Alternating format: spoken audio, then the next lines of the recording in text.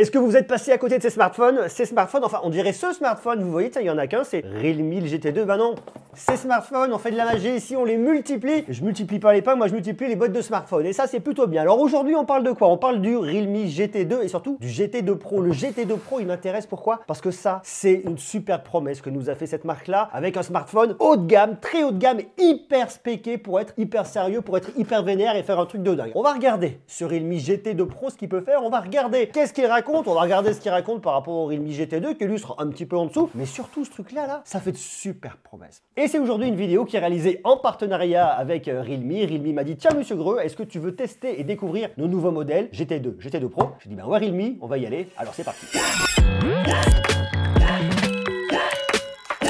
Alors regardez, on ne perd pas de temps. Ah, on ouvre, tac, tac, tac, tac, le smartphone. Hop là, hop là, hop là, hop là. Il est dans la boîte, il est là. Tourne magie, paf, le voilà. Regardez. Alors, j'aime bien déjà le parti pris. C'est un truc un peu différent, si vous voulez, parce que dans le monde du smartphone, il y a beaucoup de choses qui se ressemblent. Bougez pas. Est-ce que je vérifie que mon truc est bien droit quand même, hein? Parce que bon, ouais, on est droit, on est top. Si vous êtes comme ça, vous allez vous faire un torticolis. Dans le monde du smartphone, il y a beaucoup de smartphones qui se ressemblent. Et on voit que depuis pas assez peu de temps, il y a vachement de marques qui disent tiens, si on essaie de faire des choses un peu différentes, se démarquer. Et là, ils vont vraiment là-dessus, au niveau de la petite signature que vous retrouvez sur le coteau. Sur le coteau.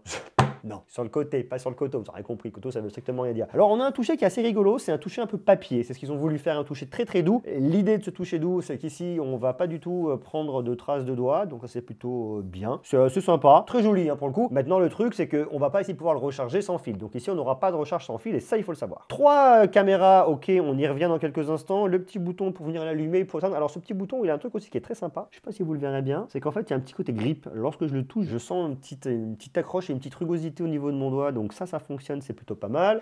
Sur le dessus, j'ai quoi? Le petit micro pour la réduction de bruit. Ici, les boutons de volume qui, eux, n'ont pas de côté grip et sont plutôt lisses. Tiroir de carte SIM, recharge en USB-C, le petit haut-parleur qui se situe là. Donc voilà, c'est assez simple, c'est assez mignon. À l'intérieur de la boîte, qu'est-ce que je vais retrouver encore? The future is paper. Alors ça, c'est intéressant. Regardez, ils nous ont mis un petit message, c'est blanc sur blanc. Pour le coup, ça, c'est assez ballot. Hein. J'ai bien vu Realme de faire du blanc sur blanc, comme ça, on peut rien lire. The future in paper. In paper, pas is paper, in paper. Oui, j'arrive même pas à le lire. En fait, ils ont vachement bossé leur emballage pour avoir un côté éco-responsable et pour ne pas venir polluer. Donc ça, c'est plutôt bien et ok, donc c'est très très cool. On voit qu'on a une petite coque à l'arrière signée Realme, toujours pareil. On a de la grosse recharge bien fat. Ça, c'est de la Super Dart. C'est écrit noir sur blanc. Vous n'avez pas besoin de moi pour vous le dire, mais c'est de la 65 watts. Alors c'est assez intéressant parce que ça vous le recharge de 0 à 100% en 33 minutes. Donc ça va quand même relativement vite. Vous avez votre câble ici de rechargement en USB-A, USB-C, ok. Et puis voilà, on a fait le tour du petit lapin. Hein. Donc vous voyez un peu ce qu'il y a au niveau de cette boîte là. Alors ça va être sensiblement la même chose hein, sur le GT2. Nous on va vraiment faire un gros focus sur le GT2 Pro et on se regardera ce GT2 dans quelques instants. Alors laissez-moi juste le paramétrer, on va faire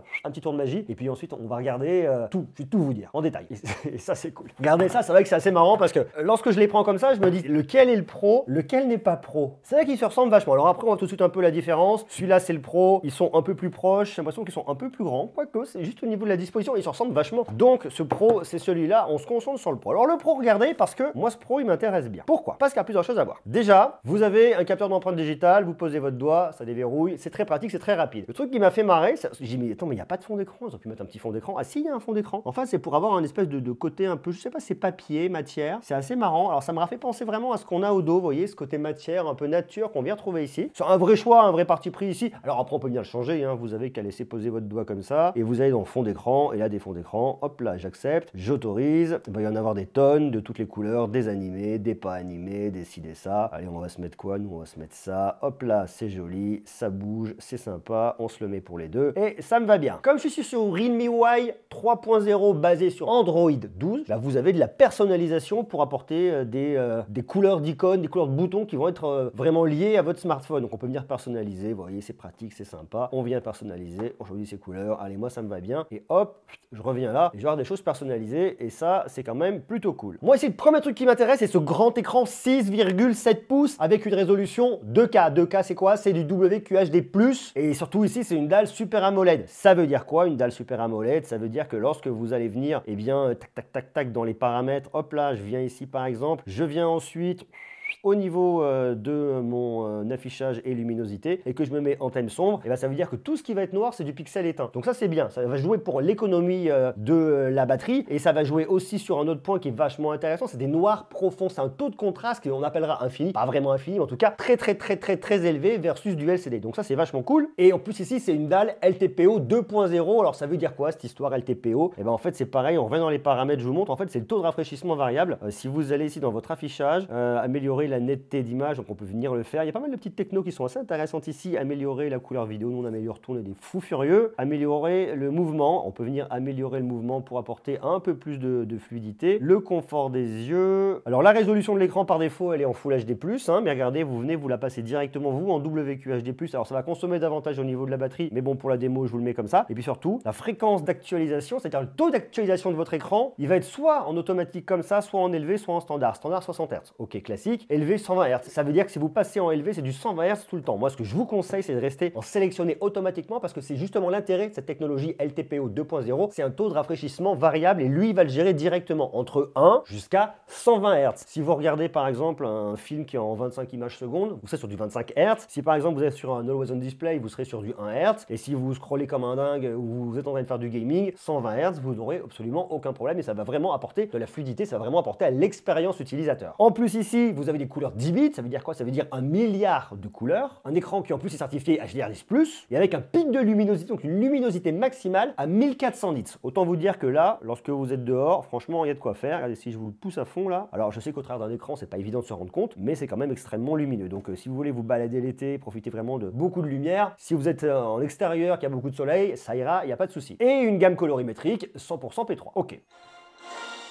Haut-parleur stéréo avec un haut-parleur là, celui-là c'est le principal et l'autre c'est celui-là là que vous avez. Donc c'est un petit haut-parleur de renfort, hein. Il y a un petit côté spatialisation mais ça vient renforcer et ça me va bien. On a un smartphone qui est certifié iRes et on a du Bluetooth 5.2 et en plus il est compatible Dolby Atmos. Alors le truc qui est intéressant dans ce smartphone là, c'est qu'ici vous avez un Snapdragon 8 Gen 1, Gen 1. Je dois dire Gen 1, ça serait plus logique 8 Gen 1 que 8 Gen 1, c'est bizarre. Bref, donc un Snapdragon 8 Gen 1, ça veut dire quoi? Ça veut dire qu'on a le dernier processeur de Qualcomm qui va vous apporter beaucoup de performance pour venir jouer, faire tourner tous les jeux que vous voulez dessus, vous n'aurez absolument aucun problème. Et après, vous avez le choix au niveau de la configuration de la RAM, soit 8, soit 12 Go de RAM, c'est de la LPDDR5, donc dernière techno, ça tartine, ça va vachement bien. Et vous avez soit 128, soit 256 Go de stockage en UFS 3.1, c'est pareil, ça ira très vite en lecture et en écriture. Donc ici, vous avez les dernières technos qui permettront d'avoir un smartphone extrêmement rapide. Si vous êtes gamer, vous avez vraiment ce qu'il faut et ce qui convient. Donc la dalle, elle est super pour le multimédia, mais également pour le gaming. Le taux d'échantillonnage tactile qui va jusqu'à 1000 Hz pour le gaming, c'est top. La fréquence d'actualisation qui va jusqu'à 120 Hz aussi pour le gaming, c'est top. La performance derrière, bref, c'est top. Et en plus, vous avez une très grosse batterie de 5000 mAh, donc ça aussi, c'est vachement bien. Et je vous l'ai dit, avec de la recharge rapide, 65 watts. Autant dire qu'ici, vous avez un combo gagnant. Autre truc qui est intéressant, vous avez des antennes tout autour. Tout autour, des antennes 4G, 5G pour le Wi-Fi. L'idée, c'est quoi en fait? C'est de se dire que si vous tenez votre smartphone comme ça, et que vous tenez votre smartphone comme ça, que vous tenez votre smartphone comme ça, ou comme ça, ou comme vous voulez, là, vous aurez toujours une antenne qui va venir pouvoir capter quelque part. Ça va venir réduire le signal. Donc ça, je trouve ça aussi super bien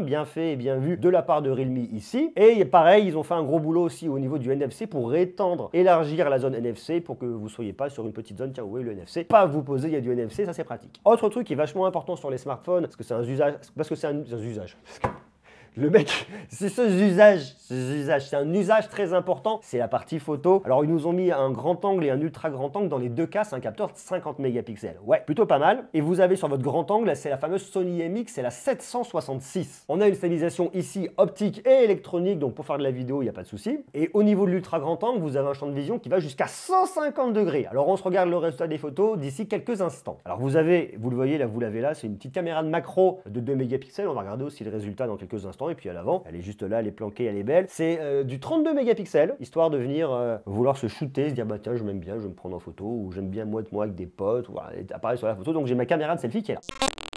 Côté photo, qu'est-ce que ça raconte? Regardez, on a le résultat là, je vous ai fait quelques petites photos, histoire de vous montrer, de vous illustrer, de vous montrer tout ce qu'on peut faire et l'étendue des possibilités. Là, on est sur le capteur principal qu'on va appeler le grand angle, et ensuite, on va switcher sur l'ultra grand angle. Alors attention, je vous l'ai dit ici, avec l'ultra grand angle, on peut aller jusqu'à 150 degrés. Ici, c'est pas le cas, 150 degrés, je vous le montrerai un peu plus tard, un peu plus loin. Là, je suis vraiment resté sur quelque chose d'un peu plus standard, probablement du 116 ou du 120 degrés. C'est ce qui me semble en tout cas être ici le cas. On peut venir zoomer, mais c'est tout du zoom numérique, parce qu'ici, on n'a pas de téléobjectif donc on va venir cropper dans l'image prise par le capteur principal, et plus on va venir zoomer, et l'image va venir se dégrader fatalement jusqu'à un x20 numérique. Donc on va venir éviter x2. Ok, au-delà de ça, on n'y va pas. Alors, ce qu'on voit tout de suite au niveau de ce capteur principal, c'est pas mauvais, mais je trouve qu'en termes d'image, en termes de détails, en termes de couleurs, on est un peu en dessous. On va switcher ensuite sur l'ultra grand angle qui sera tout de suite beaucoup plus terne, un peu moins bien. Et après, bah, vous venez zoomer, forcément, je vous ai déjà expliqué comment on va sur le capteur principal, ce sera la même colorimétrie, de la même façon. Là, vous voyez, j'ai vraiment voulu le pousser un peu dans ses retranchements avec un bon contre-jour. Alors pour autant, ça sort pas mal. On voit bien le dôme de face, mais on a cette petite, alors je sais pas comment appeler ça, aberration, on va dire ça comme ça, au niveau du soleil qui est là. Et c'est pas parfait. À côté de ça, et je dois le reconnaître, il va quand même plutôt bien faire ressortir la façade et tout le reste du bâtiment. Donc bon, vous voyez, il y a quand même un boulot algorithmique qui est derrière et qui est bien pour venir compenser. Mais il y a quelques petits trucs qui font que c'est pas encore parfait. L'ultra grand angle ici, et dans ce cas-là, n'en parlons pas, même si une fois de plus, d'un point de vue algorithmique, on vient bien tout récupérer et on vient pousser un petit peu le trait pour ajouter un peu plus de netteté. Bon, quand on vient zoomer, c'est toujours un peu la même chose. Lorsque vous avez des conditions avec beaucoup de soleil, que le soleil dans le dos tout de suite, ça va beaucoup mieux. On le voit juste ici, c'est quand même vachement mieux sur l'ultra grand angle également. Vous voyez, c'est quand même pas mal parce que là, on retrouve bien toute cette brique-là couleur, le ciel qu'on voit bien ici. On a du détail par ici également. On voit bien les détails dans les arbres. C'est pas mal. Ultra grand angle, c'est la même chose. Et on en zoome une fois de plus. Alors là, je suis venu tester des choses assez intéressantes. Ça, c'est le 150 degrés. Le 150 degrés, on le voit pourquoi déjà parce que, bah, vous voyez, j'ai pas fait gaffe et j'ai un petit bout de doigt qui traîne ici. Et puis, on a un côté un peu plus déformant, un peu plus arrondi. Là où, quand on va, si vous voulez, arriver sur un 120 ou 116 degrés, ça va venir recropper légèrement dans l'image pour éviter cette déformation d'un point de vue optique. Ben là, ici, on l'a. Et on peut même aller jusqu'à ce qu'on appellera une photo fisheye. C'est un mode qui propose. Alors, faut-il y aller en fisheye? Je ne suis pas convaincu, mais si vous voulez faire du fisheye, eh bien, le smartphone peut le faire nativement. Et ça, vous voyez, c'est la photo avec l'ultra grand angle standard, ce qui tout de suite déforme beaucoup moins. Regardez, vous le voyez là, hop là, c'est quand même un peu plus droit. Pareil, une photo ici prise avec votre capteur principal. On switch sur l'ultra grand angle et ensuite sur le 150 degrés. Vous voyez tout de suite, ça vient légèrement se courber et c'est une fois de plus normal. Regardez la différence entre l'ultra grand angle et le 150 degrés et ensuite le mode fisheye. Alors ça c'est intéressant parce qu'en fait vous avez une caméra de macro, mais en fait c'est pas de la macro, c'est du microscopique comme ce qu'on a pu voir déjà l'année dernière dans un autre smartphone. Alors ce truc là il est assez intéressant si vous voulez aller chercher du point de détail, si vous voulez vraiment vous rapprocher. Ça c'est une feuille, c'est du détail sur une feuille. Alors attendez, il faut bien se positionner, bien réussir à choper le bon détail. C'est sur cette feuille là, hein. Donc vous voyez c'est assez marrant. Alors vous pouvez venir zoomer, ça doit être un x20 et après il y a un x40, on va venir zoomer en fait en numérique dans l'image. Alors il faut bien trouver sa position. Il y a un côté un peu rigolo. Je suis pas convaincu qu'on le fasse très régulièrement, mais si on veut, on peut le faire. Regardez, on va venir zoomer, on va venir chercher ce qu'il y a à l'intérieur. Est-ce que vous êtes prêts? Allez, c'est parti, on y va, on va se rapprocher. Vous voyez, on part quand même de ces petites tâches là, hein, qu'on a. Donc il y a un côté qui est quand même assez satisfaisant. Regardez ça. Pour autant, la qualité est-elle réellement là? Bon, je suis pas convaincu, hein, c'est plus un côté un peu rigolo. On revient zoomer en x40 dedans. On a un truc marrant pour venir redécouvrir et se réapproprier le monde. Là, je vous l'ai fait là. Demandez-vous ce que c'est. À votre avis, c'est quoi? Ah, je vous donne dans le mille. Bah, c'est un bout de mur. Voilà, je vais poser mon téléphone contre le mur et ça m'a sorti ça. Alors la caméra de selfie, elle est quand même un peu en dessous. Pourquoi? Bah déjà, on voit qu'au niveau de la lumière, c'est un peu plus compliqué. On voit qu'il n'y a pas de stabilisation optique et avec moi, ça pardonne pas. Là et là, c'est pareil, pas de stabilisation. Alors quand j'ai réussi à me poser et que ça bouge un petit peu moins, eh bien, ça va, ça devient net. Par contre, les hautes lumières derrière, vous voyez, bon, c'est pas parfait. Mais j'ai fait d'autres photos pour essayer d'autres choses. Ça marche bien quand même, hein, il faut le reconnaître. Grand angle, ultra grand angle, 150 degrés et le fisheye. Alors il y a un autre mode qui existe, qui est là, je sais pas si vous allez bien le voir. Là, bref, c'est le mode 3D photo. Et le mode 3D photo, il permet de faire plusieurs trucs qui peuvent être assez rigolos. Faire un mode un petit peu tourbillon, faire un mode avec comme un dolly zoom. Alors là, je l'ai fait, je suis tout seul, donc c'était pas évident à faire. Avec quelqu'un qui bouge. En fait, il faut que vous ayez quelqu'un face à vous qui bouge pas et ça va vous faire un effet dolly zoom. Donc la personne est face à vous, ne bouge pas. Ça donne cet effet de profondeur en vidéo. Bon, c'est assez rigolo. Et ici, je peux venir filmer en 8K jusqu'à 24 images par seconde. Et tout de suite, je suis en train de filmer en 4K à 30 images par seconde. Mais si je le souhaite, je peux faire de la 4K à 30 ou à 60 images par seconde. Donc, on voit qu'ici, de toute façon, en termes de capacité de calcul, le processeur a de quoi faire le taf. Et que Realme a mis la barre très haute pour venir aussi draguer les créateurs de contenu. Parce que je peux venir le tenir à la main comme ça. Ça va être stabilisé, stabilisation optique également, stabilisation électronique. Donc, je peux aller vlogger, me balader avec très facilement. Et ça, c'est plutôt bien.